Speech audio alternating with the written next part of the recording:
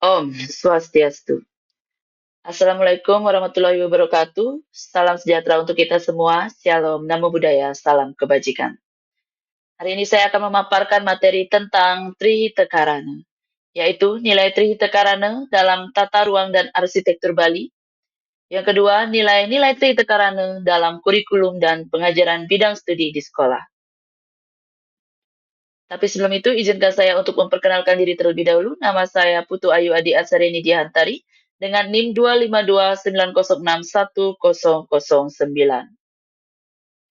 Baik, saya akan memulai menjelaskan apa itu Trihita Karana. Trihita Karana bukanlah sekadar slogan budaya, melainkan sebuah filosofi hidup yang dilestarikan secara holistik di Bali. Trihita Karana yang menitik beratkan pada 3 harmoni, yaitu hubungan harmonis dengan Tuhan, yaitu Paryangan, sesama manusia, yaitu Pawongan, dan alam, yaitu Palemahan, menghadapi tantangan besar di tengah arus modernisasi, pariwisata massal, dan perkembangan teknologi. Urgensi filosofi ini menjadi sangat nyata di tengah masalah kerusakan lingkungan atau alih fungsi lahan dan pergeseran nilai pada generasi muda.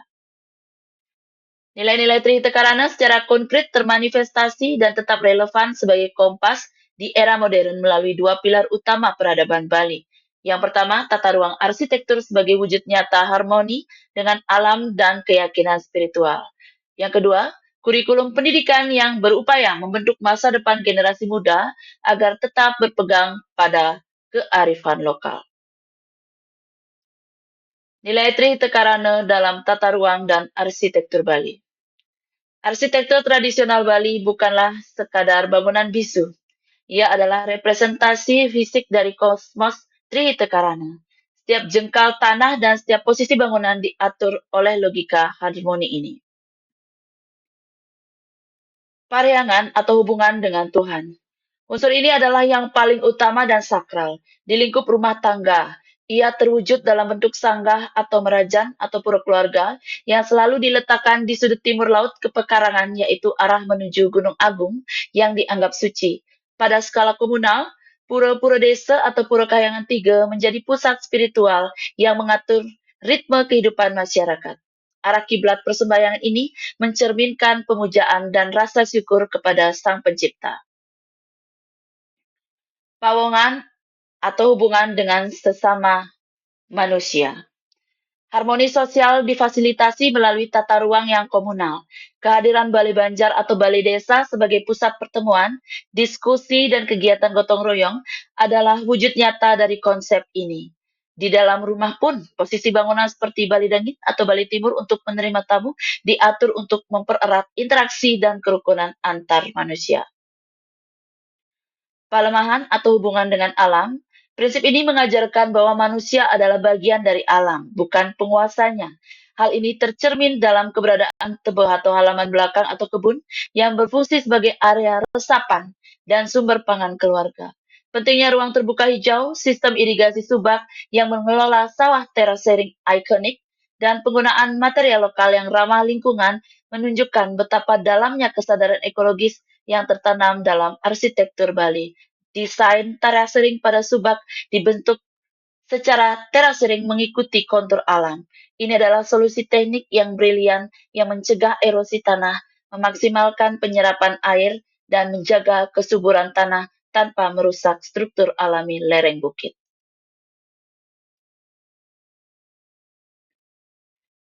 Nilai-nilai Trihita Karana dalam kurikulum dan pengajaran bidang studi di sekolah.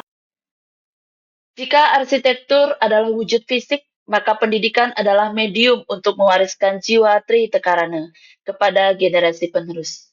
Nilai-nilai ini ditanamkan baik secara eksplisit maupun implisit di lingkungan sekolah. Secara eksplisit, diajarkan melalui pelajaran agama Hindu atau muatan lokal dan program pembiasaan seperti sembahyang bersama dan Kamis Budaya untuk menanamkan paryangan dan kecintaan budaya. Secara implisit, nilai-nilai ini menyelinap halus ke dalam berbagai mata pelajaran. Dalam pembelajaran IPA, konsep pelemahan hidup melalui pembahasan ekosistem, konservasi, dan sistem irigasi subak. Dalam IPS, nilai pawongan menjadi relevan saat mempelajari struktur sosial Banjar, gotong royong, dan musyawarah.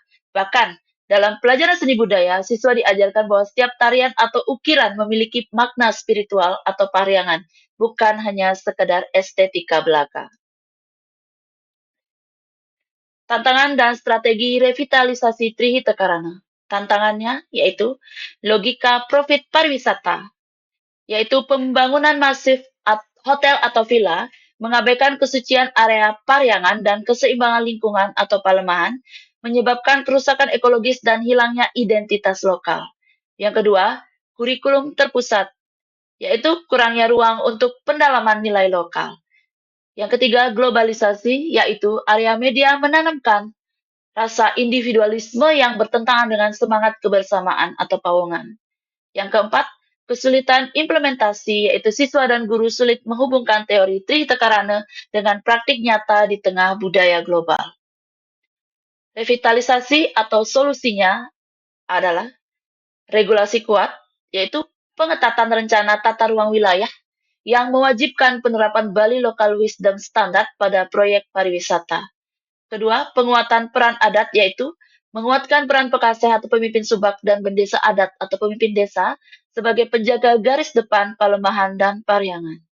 Yang ketiga, kurikulum kontekstual, yaitu penguatan kurikulum lokal melalui metode berbasis proyek dan praktik langsung. Yang keempat, pembelajaran aksi, yaitu melibatkan siswa dalam kegiatan nyata seperti gotong royong di Banjar atau konservasi subak agar nilai THK dihayati sebagai solusi modern, bukan hanya dihafal. Kesimpulannya, Trihita Karana bukanlah sekadar slogan budaya, melainkan sebuah filosofi hidup holistik yang menjadi inti penjaga identitas Bali. Filosofi ini termanifestasi secara nyata dalam dua pilar utama peradaban. Yang pertama, arsitektur, yaitu menciptakan ruang fisik yang harmonis sebagai panggung kehidupan yang selaras. Yang kedua, pendidikan, yaitu menanamkan nilai dan karakter sebagai naskah bagi para pelakunya. Kedua pilar ini adalah penopang tak terpisahkan yang saling menguatkan dalam menjaga keseimbangan budaya. Refleksi dan harapannya yaitu menghadapi tantangan modernitas, THK atau Trihita Karana harus dilihat sebagai momentum integrasi kreatif, bukan alasan untuk meninggalkan kearifan lokal. Relevansinya sangat tinggi, yaitu Trihita Karana berfungsi sebagai kompas moral yang penting bagi pariwisata berkelanjutan, dan model pendidikan karakter yang tidak hanya relevan untuk Bali, tetapi juga bagi Indonesia. Harapan ke depan terletak pada sinergi kuat antara pemerintah, pemimpin adat, praktisi pendidikan, dan seluruh masyarakat. Sinergi ini krusial untuk memastikan denyut harmoni Trihita Karana terus berlanjut dan diwariskan kepada setiap generasi penerus Pulau Dewata. Baik, sekian pemaparan materi dari saya. Terima kasih. Om Santi Santi Santi Om.